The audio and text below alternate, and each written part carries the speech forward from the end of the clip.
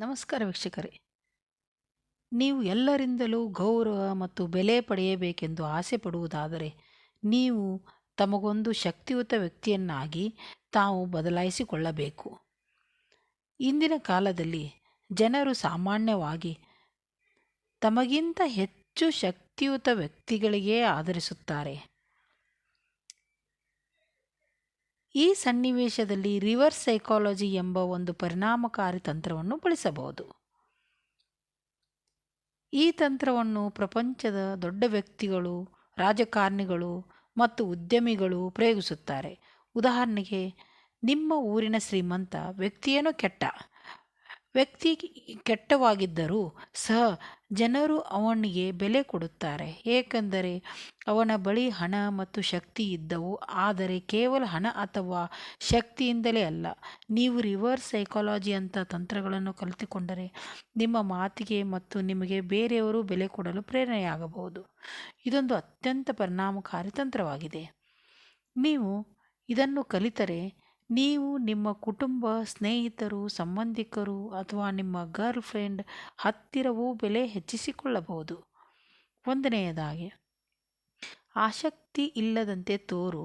ನೀವು ಯಾರಷ್ಟು ಇಂಟ್ರೆಸ್ಟಿಂಗ್ ಇದ್ದರೂ ಸ್ವಲ್ಪ ಆಸಕ್ತಿ ಇಲ್ಲದಂತೆ ಕಾಣಿಸಿಕೊಳ್ಳಿ. ಮನುಷ್ಯರಿಗೆ ಸ್ವಾಭಾವಿಕವಾಗಿ ತಮ್ಮ ಸ್ವಾತಂತ್ರ್ಯವನ್ನು ಕಳೆದುಕೊಳ್ಳುವ ಭಯ ಇರುತ್ತದೆ. ಉದಾಹರಣೆಗೆ, ನೀವು ಯಾರನ್ನಾದರೂ ಬಹಳ ಇಷ್ಟಪಟ್ಟು ಅವರಿಗಾಗಿ ನಿಮ್ಮ ಹೆಚ್ಚಿನ ಸಮಯವನ್ನು ಮೀಸಲಾಗಿಟ್ಟರೆ ಅವರು ನಿಮಗೆ ಅಷ್ಟು ಪ್ರಾಮುಖ್ಯತೆ ಕೊಡುವುದಿಲ್ಲ. ಬದಲಾಗಿ ನೀವು ಸ್ವಲ್ಪ ದೂರ ಉಳಿದುಕೊಳ್ಳಿ. ಇದು ಅವರನ್ನು ನಿಮ್ಮತ್ತ ಸೆಳೆಯುತ್ತದೆ. ಎರಡನೆಯದಾಗಿ, ಅಮೂಲ್ಯತೆಯ ಮಹತ್ವ. ಜನರು ಏನನ್ನು ಕಡಿಮೆ ಸಂಖ್ಯೆಯಲ್ಲಿ ಅಥವಾ ಲಿಮಿಟೆಡ್ ಆಗಿ ಸಿಗುತ್ತದೆಯೋ ಅದಕ್ಕೆ ಹೆಚ್ಚು ಬೆಲೆ ಕೊಡುವರು. ಉದಾಹರಣೆಯಾಗಿ, 2 ಜಾರುಗಳಲ್ಲಿ ಚಾಕ್ಲೇಟ್ಗಳನ್ನು ಇಡಲಾಗಿದೆ.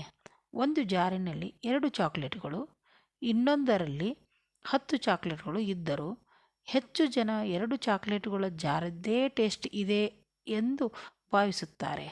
ಇದರಿಂದ ಗೊತ್ತಾಗುವುದು, ಜನರ ಕಡಿಮೆ ಲಭ್ಯವಿರುವ ವಸ್ತುಗಳಿಗೆ ಹೆಚ್ಚಿನ ಬೆಲೆ ಕೊಡುತ್ತಾರೆ.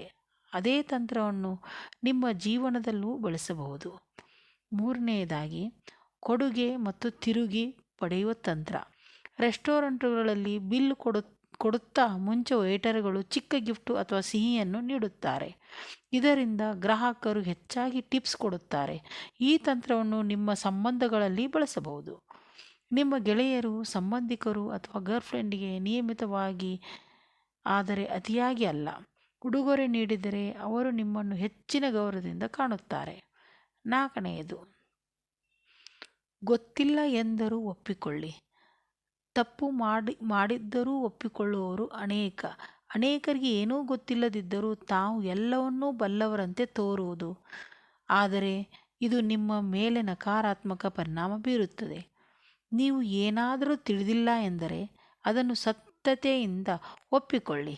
ನನಗೆ ಗೊತ್ತಿಲ್ಲ ಎಂದು ಹೇಳುವುದರಿಂದ ನೀವು ಚಿಕ್ಕವರಾಗುವ ಬದಲು ಜನರ ಗಮನವನ್ನು ಮತ್ತು ಗೌರವವನ್ನು ಹೆಚ್ಚು ಗಳಿಸುತ್ತೀರಿ. ಇದು ನಿಮ್ಮ ಪರಿಣಿತಿಯನ್ನು ಹೆಚ್ಚು ಬೆಳೆಸುತ್ತದೆ.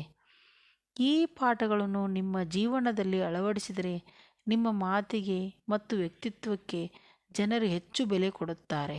ಮತ್ತೊಂದು ಪ್ರಸ್ತುತ ವಿಷಯದೊಂದಿಗೆ ನಾವು ಮತ್ತೆ ಭೇಟಿಯಾಗೋಣ.